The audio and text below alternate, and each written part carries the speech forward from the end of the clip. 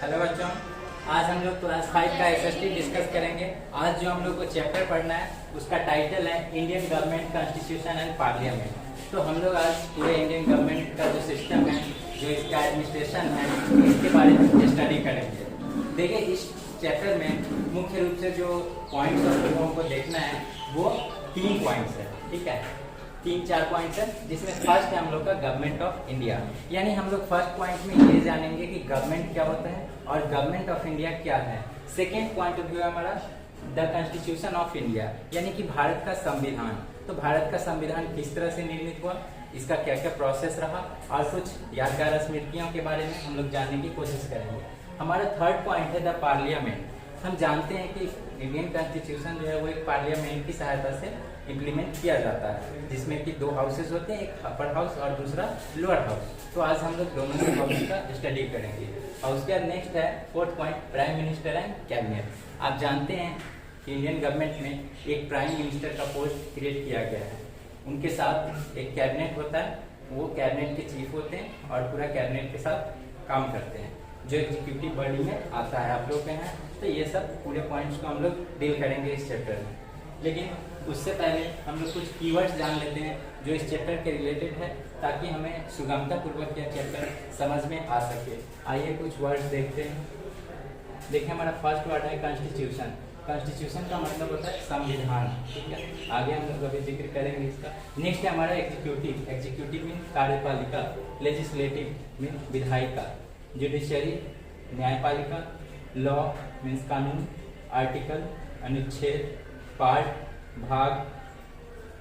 Next है schedule अनुसूची and citizen नागरिक। देखिए, आप लोग इसको अच्छे तरीके से मेंशन कर लेंगे तो ये चैप्टर आसानी से समझ में आएगा, क्योंकि इस चैप्टर में आपको बार बार ऐसे वर्ड से सामना होता रहेगा, इसलिए आप इसे नोट कर लें और अच्छे तरीके से याद करेंगे। आइए अब हम लोग फर्स्ट टॉपिक पे चलते हैं। देखिए, हमारा फर्स्ट टॉपिक है गवर्नमेंट ऑफ इंडिया। तो गवर्नमेंट ऑफ इंडिया का मतलब है भारत की एक सरकार, जिसके सहायता से भारत में पूरी विधि व्यवस्था को संचालित किया जाता है। तो इसमें आइए हम लोग सबसे पहले ये जानते हैं कि गवर्नमेंट क्या हो। ठीक है, सबसे पहले हम लोग गवर्नमेंट को जानते हैं। गवर्नमेंट का मतलब ये होता है जो हमारा प्रतिनिधित्व करता है और हमारे लिए एक सुयोग्य शासन व्यवस्था की इंतजाम करते हैं, ये हम गवर्नमेंट करते हैं। तो इंडिया में जो गवर्नमेंट का प्रावधान है वो एक चुनी हुई सरकार होती है, जिसके बारे में कहा गया है जनता का, जनता के द्वारा और जनता के लिए। यानी कि भारत में जो गवर्नमेंट क्रिएट होने का प्रोसेस है, उसमें पूरा का पूरा जो बेस होता है, जो मूल होता है, वो जनता होती है, सिटीजन होती है। तो गवर्नमेंट ऑफ इंडिया को मेनली हम लोग 3 पार्ट्स में डिवाइड करके देख सकते हैं। देखिए, हमारा फर्स्ट पार्ट है एग्जीक्यूटिव बॉडी। एक एग्जीक्यूटिव बॉडी होता है, सेकेंड लेजिस्लेटिव बॉडी होता है एंड थर्ड जुडिशरी बॉडी होता है। तो हमारा जो फर्स्ट एग्जीक्यूटिव बॉडी है, एग्जीक्यूटिव बॉडी में मेनली प्रेसिडेंट एंड कैबिनेट होते हैं। यानी कि प्रेसिडेंट भारत के राष्ट्रपति और राष्ट्रपति के साथ जो कैबिनेट मिनिस्टर्स होते हैं वो सब इसमें इंक्लूड होते हैं। ये सभी मिल करके पूरे विधि को इम्प्लीमेंट करने में एक सहायता देते हैं। उसके बाद नेक्स्ट जो हमारा लेजिस्लेटिव है। लेजिस्लेटिव में मुख्य रोल होता है हमारे जो पार्लियामेंट्स है उसका 2 हाउस है, एक अपर हाउस और दूसरा लोअर हाउस, या फिर इसको ग्रीन कारपेट और रेड कारपेट भी कहते हैं। तो इसमें लोकसभा और राज्यसभा का अहम योगदान होता है। यानी कि पूरा लेजिस्लेटिव बॉडी जो है उसका संचालन यही 2 हाउस मिलकर के करती है। आगे जब हम लोग कॉन्स्टिट्यूशन द पार्लियामेंट पढ़ेंगे तो पार्लियामेंट में आपको हम लोकसभा और राज्यसभा के बारे में डिटेल्स बताएंगे। थर्ड देखिए, जुडिशियरी सिस्टम। भारत में एक बहुत महत्वपूर्ण और मजबूत तंत्र जो है वो जुडिशियरी सिस्टम है। जुडिशियरी सिस्टम हमेशा लेजिस्लेटिव और एग्जीक्यूटिव पे अपना दृष्टि रखती है कि किस तरह से इसको किया जाता है। उसके बीच जहाँ कहीं भी कोई इंटरफेयर होता है, जहाँ कहीं भी कोई बात आता है, उसको सुचारू रूप से समाधान करने का ये क्षमता रखती है। तो जुडिशियरी बॉडी का जो सुप्रीम हिस्सा है वो है सुप्रीम कोर्ट। यानी भारत में एक सुप्रीम कोर्ट की व्यवस्था की गई है, जो भारत का सर्वोच्च न्यायालय होता है। उसके बाद नेक्स्ट है हाई कोर्ट। हाई कोर्ट जो है वो सुप्रीम कोर्ट से निचले स्तर का यह कोर्ट होता है। भारत में एक सुप्रीम कोर्ट की व्यवस्था की गई है, साथ ही साथ हाई कोर्ट कहीं कहीं पे स्पेशल भी है कई राज्यों में, जबकि कुछ राज्यों में स्पेशल सुप्रीम कोर्ट नहीं है। वहाँ कई राज्यों को मिलाकर एक सुप्रीम कोर्ट की व्यवस्था की गई है। जैसे नॉर्थ ईस्ट में सिर्फ गुवाहाटी में, इस तरह से अलग अलग है।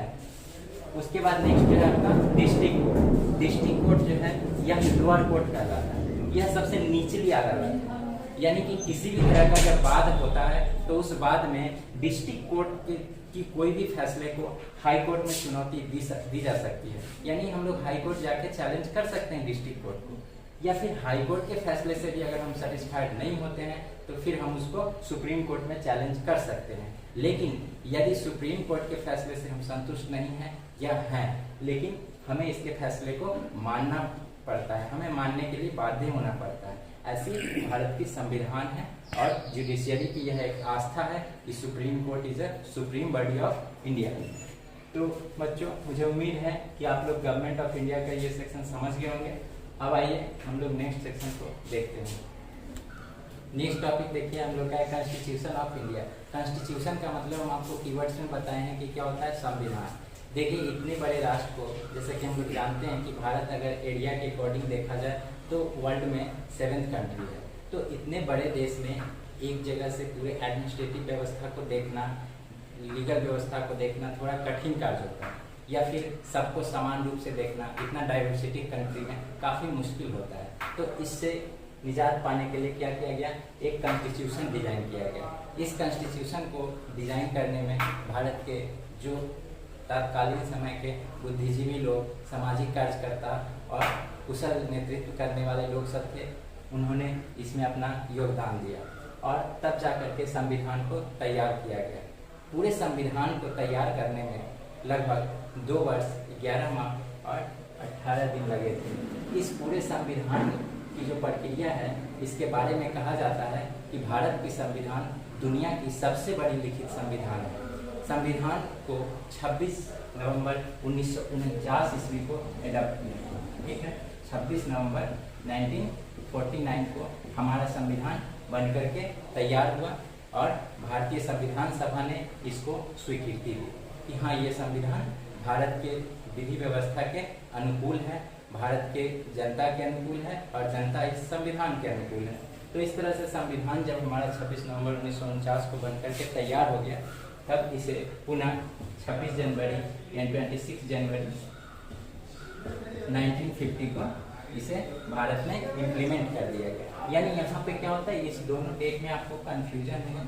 देखिए, 26 नवंबर को संविधान को स्वीकार किया जाता है, ठीक है, ये भारत का संविधान होने योग्य है। और 26 जनवरी 1950 को क्या होता है, इस दिन संविधान इम्प्लीमेंट किया जाता है, यानी इस दिन से इंडिया में ये कॉन्स्टिट्यूशन लागू होगा। अब इंडिया का जो भी विधि व्यवस्था होगा वो इस संविधान के अकॉर्डिंग है।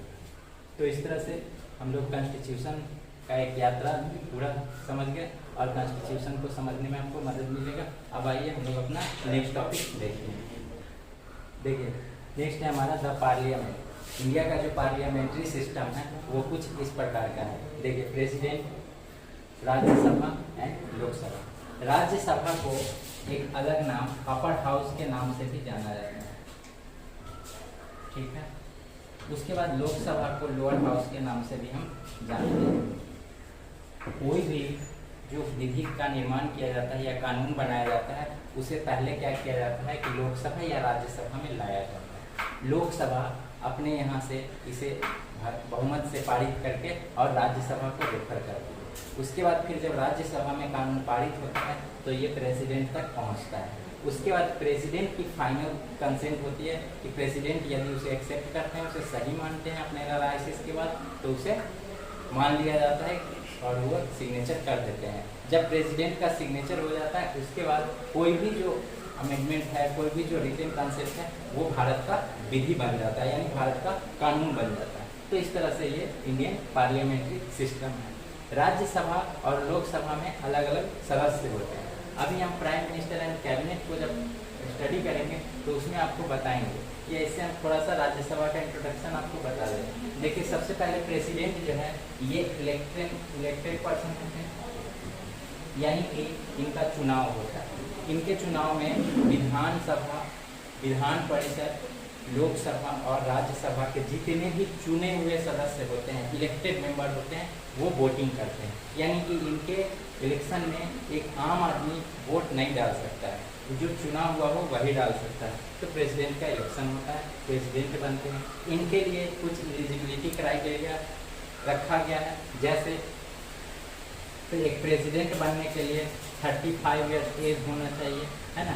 यानी कि कोई भी व्यक्ति यदि प्रेसिडेंट बनना चाहता है तो उसके लिए उसे 35 वर्ष की आयु पूर्ण करनी है। यानी जिस दिन वो खड़ा हो रहा है उस दिन उसका आयु 35 वर्ष या उससे अधिक होना चाहिए। इसके बाद एज के बाद सेकंड क्राइटेरिया है कि वह भारत का सिटीजनशिप होना चाहिए। यानी कि एक प्रेसिडेंट के लिए जो उम्मीदवार है, जो चुनाव लड़ना चाह रहा है, वो भारत का नागरिक है, ठीक है। इसके बाद थर्ड कंडीशन है कि वह पागल या दिवालिया न हो, यानी कि वो मानसिक रूप से एक अच्छा इंसान हो, एक साउंड माइंड पर्सन हो, और साथ ही साथ यह दिवालिया न हो। दिवालिया का ये मतलब होता है कि वो किसी बैंक का या किसी गवर्नमेंट का कर्ज लेकर के और उसे नहीं लौटाया हो, ऐसे लोगों को दिवालिया कहते हैं। तो ये कुछ कंडीशंस हैं जो प्रेसिडेंट के लिए इम्प्लीमेंट होता है। ऐसे व्यक्ति फिर जा करके और 100 अपने नॉमिनेटर के साथ, यानी कि उनको रिप्रेजेंट करने वाला लोग चाहिए, उनके प्रस्ताव, उनके नाम को प्रस्तावित करने वाले लोग चाहिए। फिर ये इलेक्शन लड़ते हैं और उसके बाद जब ये जीतते हैं तो ये भारत के प्रेसिडेंट बनते हैं। नेक्स्ट देखिए, नेक्स्ट है हमारा राज्यसभा। राज्यसभा को अपर हाउस और लोअर हाउस तो मैंने बता दिया दोनों को क्या है। साथ ही साथ यह जो होता है यह परमानेंट हाउस भी है, इसे हम लोग परमानेंट हाउस भी कहते हैं, इसे परमानेंट, ठीक है। परमानेंट कहने का क्या मतलब है, राज्यसभा जो है इसका कभी भी विघटन नहीं होता है, यह भारत की अस्थायी सदन है। अस्थायी सदन का ये तात्पर्य है कि लोग राज्यसभा कभी भी भंग नहीं किया जा सकता है, ये हमेशा चलते रहता है अनवरत। जब तक कॉन्स्टिट्यूशन है, जब तक इंडियन गवर्नमेंट है, तब तक राज्यसभा भंग नहीं हो सकता है। अब इसके जो मेंबर होते हैं उनका भी वो किस तरह से आते हैं इसके बारे में बताते हैं। देखिए, राज्यसभा में जो लोकसभा, राज्यसभा में जो है वो 2 तरीके से एंट्री होता है, एक नॉमिनेटेड पर्सन का और दूसरा जो चुनाव लड़ करके राज्यसभा का आते हैं उनका। तो एक इलेक्टेड और दूसरा नॉमिनेटेड। राज्यसभा में क्या होता है, एक इलेक्टेड होते हैं, दूसरा नॉमिनेटेड होते हैं। अब देखिए, इलेक्टेड और नॉमिनेटेड में क्या डिफरेंस है मैं आपको बता रहा हूँ। इलेक्टेड पर्सन ये मतलब होता है जो राज्यसभा का चुनाव लड़ते हैं और चुनाव लड़ करके आते हैं जीत करके। और कुछ लोग होते हैं जो नॉमिनेट करके राष्ट्रपति के द्वारा और सीधे राज्यसभा में भेज दिए जाते हैं। ऐसे कौन लोग होते हैं, राज्यसभा में कुल 250 सीट होते हैं, ठीक है। यानी कि राज्यसभा मेंबर के लिए 250 सीट होता है, 250। इसमें 250 व्यक्ति होते हैं। तो 250 व्यक्ति में से 12 सीट जो है, 12 सीट ये नॉमिनेशन बेस्ड होता है, नॉमिनेटेड होता है। नॉमिनेटेड का ये मतलब है कि राष्ट्रपति इनको सीधे नॉमिनेट करते हैं राज्यसभा के लिए और ये लोग राज्यसभा में जाते हैं। अब राष्ट्रपति किनका नॉमिनेट कर सकते हैं, ये राष्ट्रपति के स्वविवेक पर निर्भर करता है। लेकिन सामान्य तौर पे ऐसे लोगों को नॉमिनेट किया जा सकता है जो अपने क्षेत्र में विशिष्ट योगदान के लिए जाने जाते हैं, जैसे कला के क्षेत्र में, संस्कृति के क्षेत्र में, सामाजिक क्षेत्र में, इसके अलावा खेल के क्षेत्र में या कोई भी विज्ञान के क्षेत्र में, साहित्य के क्षेत्र में, किसी भी क्षेत्र में अपने विशिष्ट योगदान के लिए यदि वो विख्यात हैं, प्रख्यात हैं, तो राष्ट्रपति उन्हें नॉमिनेट करके और भेजते हैं। इस राज्यसभा को इसके चलते हाउस ऑफ स्कॉलर भी कहा जाता है, क्योंकि ये ऐसा माना जाता है कि ये विद्वानों की सभा होती है, ठीक है। तो ये हमारा राज्यसभा है। अब आइए नेक्स्ट हम लोग देखते हैं लोकसभा। लोकसभा क्या है, लोकसभा जो होता है वो लोअर हाउस है, ठीक है, यानी निचला सदन। लोकसभा में भी एंट्री इसी तरीके से होता है। एक लोकसभा में भी एंट्री का जो तरीका है वो यही है, एक इलेक्टेड होते हैं और दूसरा नॉमिनेटेड होते हैं। अब कैसे इलेक्टेड होते हैं, कैसे नॉमिनेटेड होते हैं, या फिर और भी अलग अलग तरीके के हैं, ये मैं आपको बता रहा हूँ।